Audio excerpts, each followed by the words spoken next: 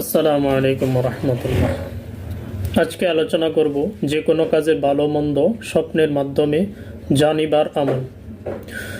যে কোনো কাজের ভালো মন্দ ফলাফল স্বপ্নের মধ্যে যদি আগে জানিতে চান, তাহলে মঙ্গলবার দিবাগত রাত্রে ঘুমানোর পূর্বে অর্থাৎ এশারের নামাজের পর ওযু করিয়া পাক পবিত্র পোশাক পরিধান করিয়া প্রথমে আউযু বিল্লাহি মিনাশ শাইতানির রাজিম 5 বার, বিসমিল্লাহির রহমানির রহিম এটা 5 বার পড়িয়া একটি দোয়া বলে দিচ্ছি, এটা 21 বার পড়িতে হইবে। তারপর আল্লাহর নিকট দোয়া করিতে হইবে যে আল্লাহ, আমি এই কাজ সম্পর্কে এটার ভালো এবং মন্দ ফলাফলটা জানিতে চাই। এই কাজ করলে আমার জন্য ভালো হবে অথবা মন্দ হবে কিনা এটা আমি জানিতে চাই। এই নিয়ত করিয়া বা এই দোয়াটা করিয়া উত্তর দিকে মাথা রেখে কেবলামুখী হয়ে ডান কাতে শুয়ে থাকবেন।